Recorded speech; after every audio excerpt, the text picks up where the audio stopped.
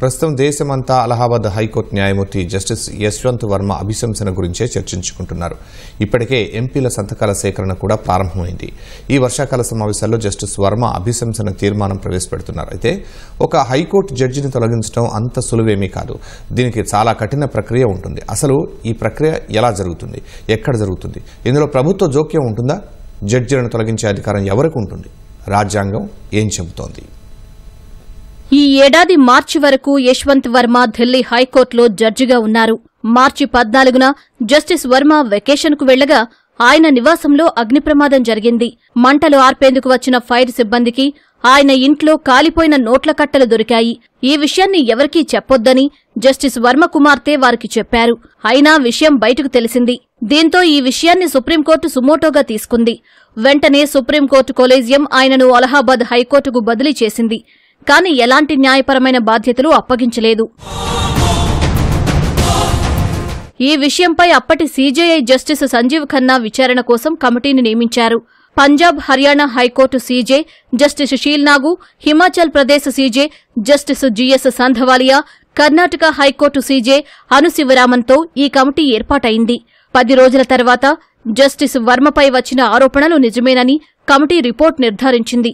ఆ రిపోర్టు ఆధారంగా జస్టిస్ సంజీవ్ ఖన్నా మే 8న ఆయనపై చర్యలు తీసుకోవాలని రాష్ట్రపతికి, ప్రధానమంత్రికి లేఖ రాశారు. 25 పేజీల రిపోర్టు కాపీని Delhi high court chief justice DK Upadhyay supreme court వెబ్సైట్లో పొందుపరిచారు. ఈ నివేదిక ఆధారంగా ప్రస్తుతం పార్లమెంట్లో జస్టిస్ వర్మపై అభిశంసన తీర్మానం ప్రవేశపెట్టేందుకు రంగం సిద్ధమైంది. ఇందుకోసం ఎంపీల సంతకాల సేకరణ ప్రక్రియను ప్రారంభించారు. న్యాయమూర్తుల అభిశంసన ప్రక్రియ జడ్జెస్ ఎంక్వైరీ యాక్ట్ 1968 ప్రకారం జరుగుతుంది. ఈ ప్రక్రియ చాలా కఠినంగా వివిధ దశల్లో ఉంటుంది. మొదటగా పార్లమెంట్లో అభిశంసన తీర్మానం ప్రవేశపెడతారు. దీన్ని ఏ సభలోనైనా ప్రవేశపెట్టవచ్చు. లోక్సభలో కనీసం 100 మంది సభ్యులు సంతకం చేసిన నోటీసును స్పీకర్కివ్వాలి. రాజ్యసభలో కనీసం 50 మంది సభ్యులు సంతకం చేసిన నోటీసును చైర్మన్కు ఇవ్వాలి. సంతకం చేసిన ఎంపీలను సంప్రదించి స్పీకర్ లేదా చైర్మన్ ఆ తీర్మానాన్ని ఆమోదించాలా వద్దా అనేది నిర్ణయించుకుంటారు. తీర్మానాన్ని ఆమోదించాక స్పీకర్ లేదా చైర్మన్ 3 సభ్యుల విచారణ కమిటీని ఏర్పాటు చేస్తారు. ఈ కమిటీలో సుప్రీంకోర్టు న్యాయమూర్తి లేదా భారత ప్రధాన న్యాయమూర్తి, ఏదైనా హైకోర్టు ప్రధాన న్యాయమూర్తి, ఒక సీనియర్ న్యాయ నిపుణుడు ఉంటారు. ఈ కమిటీ సదరు న్యాయమూర్తిపై వచ్చిన ఆరోపణలపై విచారిస్తుంది, సాక్ష్యాలను సేకరిస్తుంది. అంతేకాకుండా ఆ న్యాయమూర్తికి తన వాదనను వినిపించేందుకు అవకాశం కల్పిస్తుంది. విచారణ పూర్తయిన తర్వాత కమిటీ తన నివేదికను స్పీకర్ లేదా చైర్మన్కు సమర్పిస్తుంది. నివేదికలో న్యాయమూర్తిపై వచ్చిన ఆరోపణలు నిజమని తేలితే అభిశంసన తీర్మానాన్ని పార్లమెంట్లో చర్చకు పెడతారు. చర్చ అనంతరం ఉభయ సభలు తీర్మానాన్ని ప్రత్యేక మెజారిటీతో ఆమోదించాలి. అంటే సభకు కనీసంగా 50% మంది హాజరవ్వాలి. అందులో 3/2 మెజారిటీ ఓట్లు పడితే ఆ సభలో తీర్మానం ఆమోదం పొందుతుంది. తర్వాత తీర్మానాన్ని మరొక సభకు పంపుతారు. అక్కడ ప్రత్యేక మెజారిటీతో ఆమోదం పొందాల్సి ఉంటుంది. 2 సభలు తీర్మానాన్ని ఆమోదించిన తర్వాత దానిని రాష్ట్రపతికి పంపిస్తారు. రాష్ట్రపతి అప్పుడు ఆ న్యాయమూర్తిని పదవి నుంచి తొలగించడానికి ఆదేశాలు జారీ చేస్తారు. ఈ అంశంలో ప్రభుత్వానికి ఎలాంటి సంబంధం ఉండదు. ఇది పూర్తిగా పార్లమెంట్లో జరిగే ప్రక్రియ. देखिए, जस्टिस वर्मा का जो मामला आया तो सुप्रीम कोर्ट ने ही सो मोटो अपनी एक कमेटी बनाई, जांच कमेटी। इन हाउस कमेटी की रिपोर्ट आई, सरकार के पास आई, वो चर्चा कर रहे हैं सांसद, लोकसभा में राज्यसभा के सांसद इस विषय को चर्चा कर रहे हैं। वो एक अलग विषय चैप्टर है। वो अगर 100 से ज्यादा साइन करके लोकसभा अध्यक्ष को देंगे तो लोकसभा अध्यक्ष कार्रवाई करेगा, और राज्यसभा को देंगे तो राज्यसभा के चेयरमैन साहब कार्रवाई करें, और उनको ही वो चैलेंज कर रहे होंगे, तो सरकार को इसमें कुछ नहीं करना। ఈ విషయంలో పార్లమెంటరీ వ్యవహారాల శాఖ మంత్రి Kiran Rijiju స్పష్టతనిచ్చారు.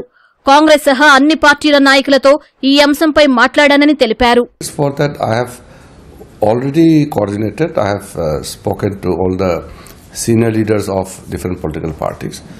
I will also get in touch with some of the single MP parties because I don't want to leave out any member. So it becomes, a unified stand of the Parliament of India. Yes, I'm happy that they understood the things as it should be, because no party can be seen to be standing with a corrupt judge or protecting a corrupt judge.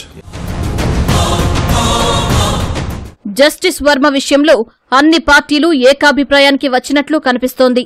ఈ విషయంలో పూర్తిస్థాయి దర్యాప్తు జరగాల్సిందేనని MP Congress ప్రధాన కార్యదర్శి జైరాం రమేష్ కూడా స్పష్టం చేశారు. We are supporting our MPs are also signing the motion. Setting up of a 3-member committee by the Speaker.